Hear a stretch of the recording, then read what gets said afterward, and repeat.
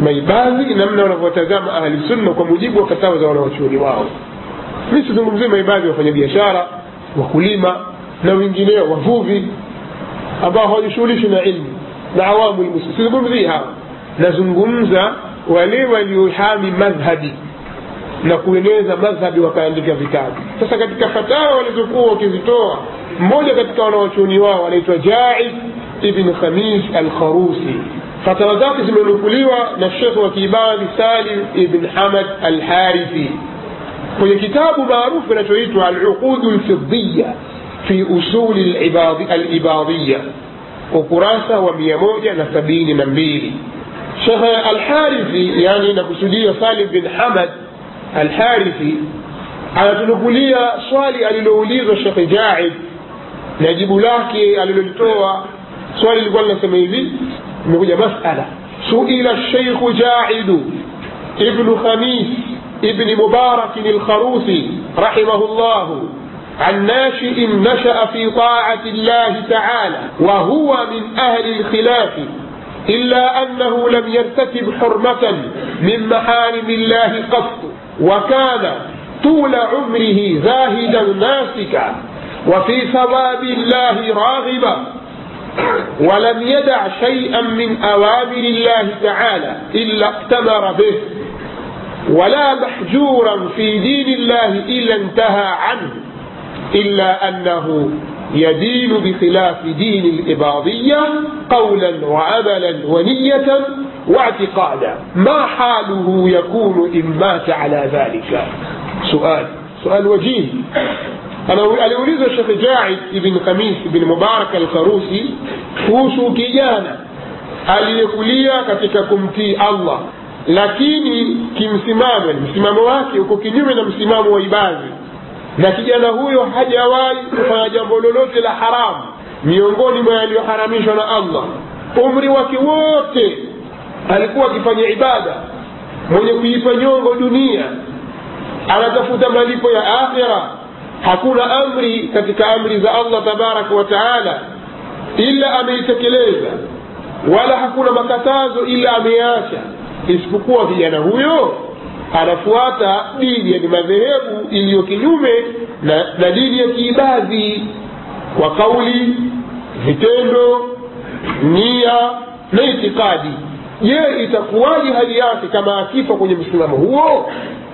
Faajaba Sheikh akajibu, Sheikh Ja'id akajibu wa kusema, faajaba Sheikh qaila, akajibu hali yakuni mwenye kusema, anasema hivi, huyo al-allama الرباني ينميت المبارك جاعد بن خميس بن مبارك الخروسي أسمى إني لأقسم الله قسم من بر في يمينه فلا حنف أن من مات على الدين الإباضي الصحيح غير ناكث لما عاهد الله عليه أو لما عاهد الله عليه من قبل، ولا مغير غير ناكث ولا مغير حقيقته، كلا ولا مبدل طريقته، أنه من السعداء ومن أهل الجنة مع الأنبياء والأولياء، وإن مات على خلافه فليس له في الآخرة إلا النار وبئس المصير، لأنه الحق وماذا بعد الحق إلا الضلال، فأنى تصرفون؟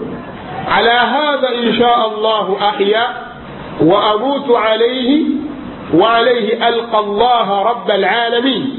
ثم قال: ولما توفي الشيخ رضي الله عنه وضع نعشه منحرفا عن القبلة قبل أن يصلى عليه فاستدار إلى القبلة كرامة له. أنا سيما mwanachuoni mkubwa aliyebarikiwa huyo wa Kiibadhi Ja'id bin Khamis bin Mubarak al-Kharusi anasema, mimi ninaapa kwa jina la Allah, kiapo cha mwenye kufanya wema kwenye kiapo chake bila kukivunja, atakayekufa kwenye dini sahihi ya uibadhi basi na kuyachagua aliyomwahidi Allah kabla ya hapo, bila kubadili hakika yake wala kubadilisha njia yake, huyo ni katika watu wema na ni katika watu wa peponi, na atakuwa pamoja na manabii na mawalii kama akifa hali ya kuibadhi.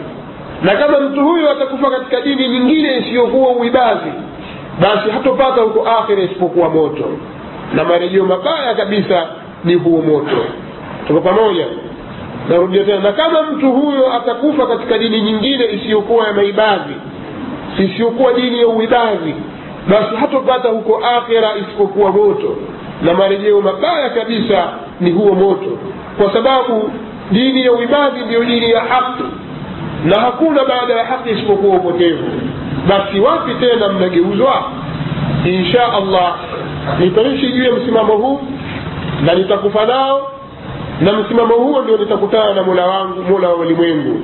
Kisha akasema, alitunukulia fatwa hiyo, anasema huyu Sheikh Salim bin Hamad al-Harithi, anasema alipofariki Sheikh huyu radhiyallahu anhu, sema hivyo, kabla ya kusaliwa jeneza lake waliliweka kinyume na qibla, walielekeza uso wake upande usiokuwa qibla.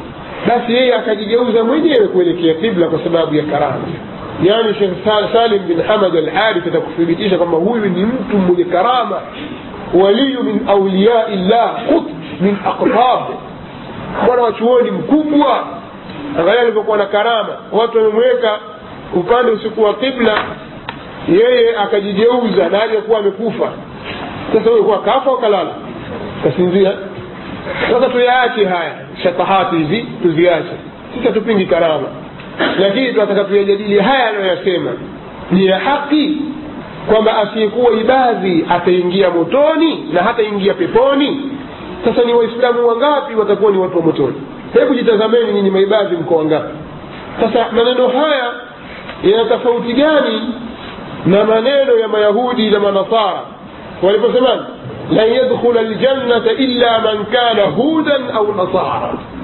Allah akawajibu tilka amaniyuhum, pia akawaambia qul hatu burhanakum in kuntum sadiqin. Sasa tuwaambia tilka amaniyukum, hatu burhanakum in kuntum sadiqin. Hizi ni amani zenu tu, huu ni utashi wenu tu wa kuwakufurisha Waislamu na kuwatia motoni. Anaposema huyu ajua atakuwa kafiri wa neema, tutampa hukumu kama huyu ni kafiri wa neema tu, lakini wakati huo asema huko akhira motoni milele atakuwa kina Abu Lahabi. Sasa jina tu umelitoa, lakini hukutofautisha baina ya Muislamu na kafir. Wal asma'u la tughayyiru al haqa'iq. Kwa hiyo hivi ndivyo watazama Waislamu wengine. Ukifa wewe kama si ibadhi, wewe motoni milele, na kwa mujibu wa itikadi zao ni kwamba ukiingia hutoki. Sasa pamoja, angalia sasa athari yake. Mmeishi na watu kwa muda mrefu, na humu mkapata dola, mkawa mna daula, mnatawala watu, mna sulfa, sio? Sasa kwa nini kuwafungulia majlisi za mahakimu zao kwamba kuna makadhi wa kishafi, mufti wa kishafi, mashaikh wa kishafi? Simfunge mwalingania waingie katika janna. Kwa nini sasa janna hiyo mmeweka ni watu wa kabila fulani kutoka nchi fulani tu? Kana kwamba watu wakutuambie kwamba hawataingia peponi isipokuwa watu wa Omani, baadhi yao, na baadhi ya watu wa Unguja na Pemba, na watu wa kule Algeria. Wao huko ni kwa maibadhi, lakini katika ulimwengu wa Kiislamu kwa kiasi kikubwa uibadhi hauna nafasi. Kama wapo ni mtu mmoja mmoja tu, tofauti na dawa ya ahli sunnah wal jamaa. Kile utakapokwenda utakutana na watu katika ahli sunna. Sasa utatuambia kwamba pepo ni ya watu wa Maskati, na wapi tena? Salala, Pemba, Unguja, tena baadhi ya watu, kwa sababu hata hapo Unguja wale wengi ni masunni, basi baadhi tu ya watu hivi. Kwa hiyo yoyote atakayekufa katika dini isiyokuwa ya kiibadhi, basi hatapata huko akhira ila moto. Sasa mtu asijakaona kwamba hiyo fatwa imechukuliwa huko kipembeni pembeni, ni fatwa shadh au ni rai ya Sheikh Jaid bin Khamis al-Qarusi peke yake. Hapana, kitabu hiki kilichobeba fatwa hii kimepitiwa na jopo la wanawachuoni wakubwa wa kiibadhi, akiwemo Sheikh Ibrahim al-Abri ambaye alikuwa ni mufti wa Omani, alimtangulia huyu Khalil. Sheikh Ibrahim al-Abri amekipitia kitabu hiki. Pia kitabu hiki kimepitiwa na Sheikh Ahmad ibn Hamad al-Khalili, mufti wa sasa wa Omani, ana mkono wake hapo. Kadhalika Sheikh Salih bin Humud al-Siyadi na Sheikh Muhammad ibn Shamis al-Bitashi, na hakuna hata mmoja kati yao aliyepinga fatwa hii au kuchukizwa na maneno haya ya kigaidi ya Sheikh huyu. Hakuna. wamenyamazia maneno nini hii in dalla ala shay'in fa inma yadullu ala الرضا والتسليم. كذلك فتوى هي inapatikana kwenye kitabu kiitwacho Maknunul Khazaini wa Uyunul Maadini cha Sheikh Musa ibn Isa al-Bishri. Kwenye kitabu Maknunul Khazaini wa Uyunul Maadini cha Sheikh Musa ibn Isa al-Bishri, juzu ya kwanza ukurasa wa 205 mpaka 209. Na kitabu hiki kimechapishwa na Wizara ya Turathi nchini Oman mnamo mwaka 1403 Hijiria, ambayo ni sawa na mwaka 1982 miladia. Vile vile fatwa hii utaipata kwa ukamilifu wake katika kitabu cha kiibadhi kiitwacho Lubabul Athar. Lubabul Athar cha Sayyid Muhanna ibn Khalfan ibn Muhammad al-Busaid. Kwenye kitabu chake hicho katika juzu ya kwanza ukurasa wa 275 mpaka 278. Na kitabu hiki pia kimechapishwa nchini Oman chini ya Wizara ya Turathi mnamo mwaka 1984. Tuko pamoja? Kwa si fatwa kwamba ya kipembeni pembeni huko, la, nitatoa fatwa nyingine. Kama fatwa hii haikutosha, nitaongeza fatwa nyingine iliyotolewa na mwanachuoni mkubwa wa ibada yetu Ahmad bin Midad, na kunukuliwa fatwa hiyo na Sayyid Muhana ibn Khalfan ibn Muhammad al-Busaid katika kitabu chake Lubabul Athar juzu ya kwanza ukurasa wa 271. Kadhalika fatwa hii, kitabu hiki kimechapishwa na Wizara ya Turathi ya Oman. Kadhalika fatwa hii ambayo nitainukuu sasa hivi imenukuliwa na Sheikh Said ibn Bashir al-Subhi katika kitabu chake Al-Jami'u al-Kabir juzu ya kwanza ukurasa wa 38 chini ya usimamizi wa Wizara ya Elimu nchini Oman mnamo mwaka 1986, na kuhakikiwa kitabu hicho na Sheikh Salim ibn Hamad al-Harithi mwenye kitabu kile kinachoitwa Al-Uqud al-Fiddiyya. Niko nacho kitabu nakumbuka, Al-Uqud al-Fiddiyya. Aliulizwa mwanachuoni huyo wa kiibadhi swali lifuatalo. Sikiliza. Sheikh, unasemaje kuhusu watu wa madhehebu nyingine ambao si ibadhi? Swali hilo. Je, itafaa kuwakosoa na kuwatia kwenye upotevu? Na je, itafaa kuwalani? Na kama tutawalani, je, udhu wa mwenye kufanya hivyo utachanguka? Kwa sababu katika madhehebu ya ibadhi, katika vichanguzi vya udhu ni kutukana, yani kulani na kutukana kama hivyo, kama sijakosea kwa namna hiyo. Sasa je, tukiwalani udhu utachanguka? Sheikh Ahmad bin Midadi akajibu kwa kusema haya yafuatayo. Sikiliza kwa makini. نعم جائز ذلك ولا ينتقض وضوء من فعل ذلك إذ هو قال الحق والصواب والصدق، لأن جميع مخالفينا من المذاهب هم عندنا هالكون محدثون في الدين مبتدعون كافرون كفر نعمة منافقون ظالمون. يشهد بذلك كتاب الله وسنة رسوله محمد صلى الله عليه وسلم وإجماع المسلمين. وندين الله تعالى ونعتقد أن دين الأباضية هو دين الله تعالى ودين رسوله، وإن من خالف الدين الإباضية فهو في النار قطعا. بذلك نشهد وندين الله تعالى. وإن من مات على الدين الأباضي أو العباضي لكن يسمى فتحنا ككسر كما التنولية فهو في الجنة قطعا، بذلك ندين. وأن من شك في الدين الإباضي وزعم أن الحق في غير ذلك في غير الدين الإباضي فهو عندنا كافر كفر نعمة فاسق منافق مبتدع محدث في الدين إلى آخر كلامه. sikiliza kwa makini.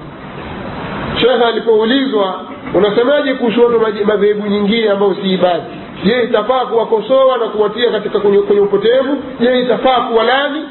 Na kama tutawalani, je, huyu utachanguka? Akasema naam, litafaa hilo, litafaa hilo kuwalani, na hautachanguka udhu wa mwenye kufanya hivyo, kwa sababu atakuwa amesema haki, ukweli na usawa. Kwa sababu watu wote waliotofautiana na sisi katika madhehebu wameangamia, halikun. Watu wote ambao wametofautiana na sisi hao ni halikun. na wamezusha katika dini ya Allah, katika dini, na ni watu wa bid'a, na ni makafiri waliokufuru neema, na ni wanafiki tena madhalim. Hilo linashuhudiwa na kitabu cha Allah, wanasema uongo, na sunna za mtume sallallahu alaihi wasallam, sunna za mtume wake Muhammad sallallahu alaihi wasallam pia ni uongo, na maafikiano ya Waislamu yani wao maibadhi. Sawa, ni kwa maafikiano yao kwamba sisi ni watu motoni, lakini hilo halitatudhuru sisi. Hafikianeni, kwa sababu hata Wakristo wameafikiana juu ya hilo, hata Mayahudi wameafikiana juu ya hilo, kwamba Waislamu hawataingia peponi, wataingia wao, hawataonja uzima wa milele. Lakini tatudhuru nini sisi? Si kama yusema inna qaumi tajamma'u wa biqatli tahaddathu wala ubali li jam'ihim kullu jam'in muannath. Ndio hiyo sasa. Kusanyikeni, afikianeni, hilo halitudhuru sisi, kullu jam'in muannath. Tunasema tunamwabudu Allah na kuitakidi kuwa dini ya kiibadhi ndio dini ya Allah na ndio dini ya mtume wake sallallahu alaihi wasallam. Yeyote atakayetofautiana na ibadhi, hapana shaka yoyote kuwa huyo ni mtu wa motoni. Msikia? Wa inna man khalafa ad-din al-ibadhi fa huwa fi an-nar qat'a. Na yeyote atakayetofautiana dini ya ibadhi, hapana shaka yoyote kuwa huyo ni mtu wa motoni. Asema sisi tunashuhudia kwamba atakayekufa akiwa kwenye dini ya ibadhi, huyo ni peponi bila shaka. Na itilia shaka dini ya kiibadhi, akadai kwamba iko kwenye dini, akadai kwamba haki iko kwenye dini nyingine isiyokuwa ya kiibadhi, huyo kwetu ni kafiri aliyekufuru neema. Yani ukiona wasiwasi itakuwa maibadhi wao kwenye haki, wewe ni kafiri uliyekufuru neema. Tena fasiki, mnafiki, mzushi aliyezua katika dini. Unawasikia maibadhi tumbaku zao hizo. Sasa huu ndio mtazamo wao walionao kwa Waislamu wengine.